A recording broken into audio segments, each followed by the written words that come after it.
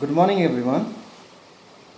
Today for class 5, I'm telling a story. Normally I'm reading a story from your book, English e-book. Uh, the title of the story is The Stonecutter. Stonecutter doesn't like his life.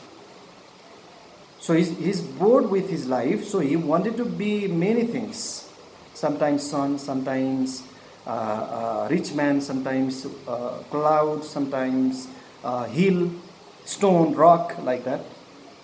But he is never happy. Okay, story goes like this. Once upon a time, there lived a stonecutter who went every day to a great rock on the side of a big mountain and cut out stone slabs. He understood very well the kinds of stone wanted for different purposes.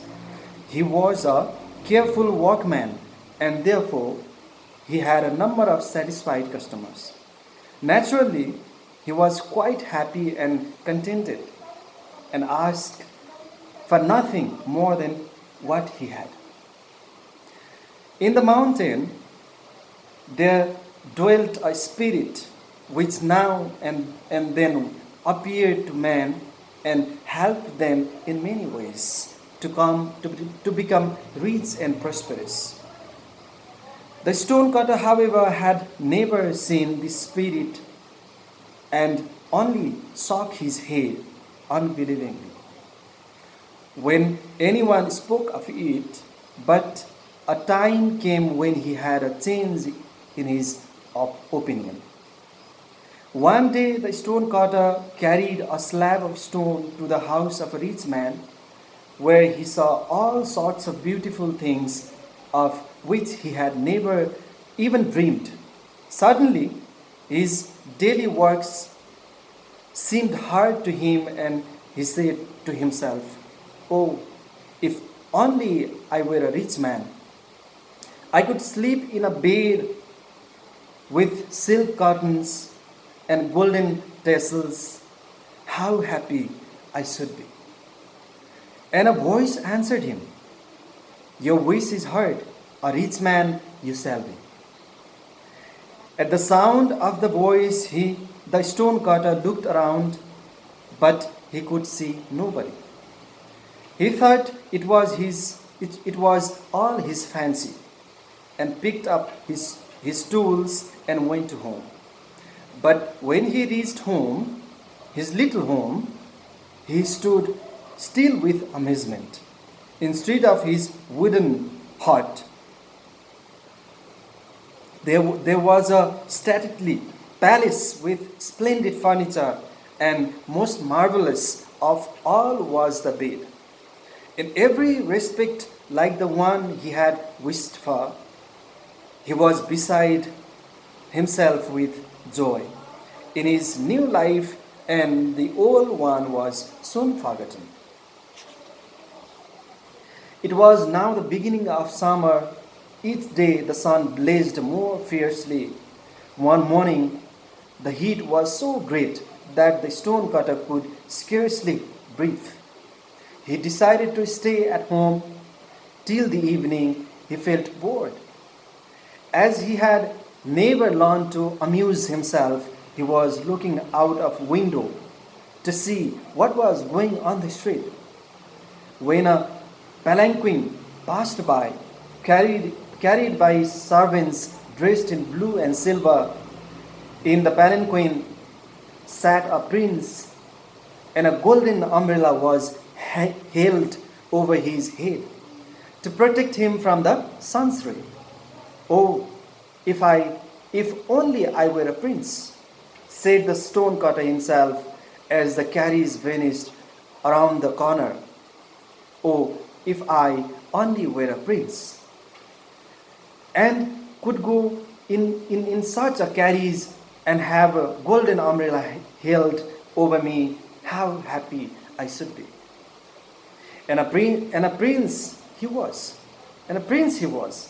Servants dressed in a scarlet and gold bore him on a carriage. The golden umbrella was held over his head. Everything his heart could desire was his, but yet it was not enough. He looked around for something to wish for. Despite the umbrella held over his head each day, his face grew more and more brown. At this, he cried in anger, the sun is mightier than I am. Oh, if only I were the sun. And the sun he was. And the sun he was. He felt proud of his power. He shoot his beams above and below on the earth and heaven. He burnt up the grass in the fields and scorched the faces of the prince as well as of the poor people. But in a certain time he began to grow tired of his might, for there seemed nothing left for him to do.